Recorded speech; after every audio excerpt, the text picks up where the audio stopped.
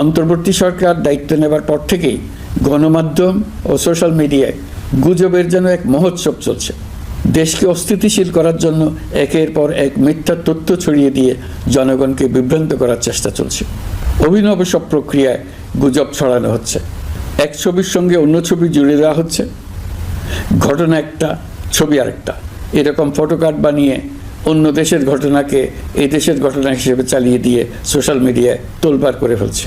যতই নির্বাচন কাছে আসবে এর রূপ আরও ভয়ঙ্কর হতে থাকবে। কারা এর পেছনে আছে, কেন আছে, তা আপনাদের সবারই জানা আছে।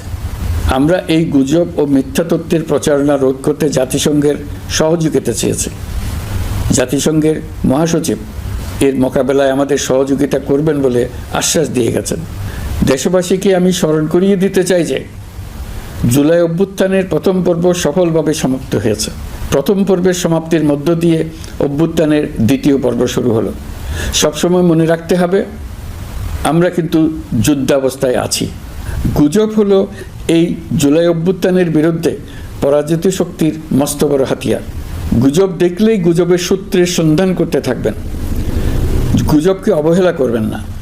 বহু অভিজ্ঞ সমর বিশারদ এই গুজবের পেছনে দিনরাত কাজ করছে। সীমাহীন অর্থ এর পেছনে নিয়োজিত আছে। এর মূল লক্ষ্য জুলাই অভ্যুত্থানকে ব্যর্থ করা। আমরা তাকে ব্যর্থ হতে দেব না। আমাদের সামগ্রিক ঐক্য পলাতক শক্তির গায়ে জ্বালা ধরিয়ে দিচ্ছে। তারা এই ঐক্য ভাঙতে চায়। তাদের অভিনব কৌশল আপনি টেরই পাবেন না, আপনি বুঝতেই পারছেন না কখন তাদের খেলায় আপনি পুতুল হয়ে গেছেন। আমাদের সচেতনতা এবং সামগ্রিক ঐক্য দিয়েই এই গুজবকে রুখতে হবে। পলাতক অপশক্তির ষড়যন্ত্রকে ব্যর্থ করে দিতে হবে। প্রিয় দেশবাসী, আপনারা জানেন ইতিমধ্যে জাতীয় ঐকমত্য কমিশন তাদের কাজ শুরু করেছে। 6টি সংস্কার কমিশনের 166টি সুপারিশ ও পূর্ণাঙ্গ প্রতিবেদন সহ 38টি রাজনৈতিক দলের কাছে চিঠি দেওয়া হয়েছে। ইতিমধ্যে রাজনৈতিক দলগুলোর সঙ্গে বৈঠক শুরু হয়েছে।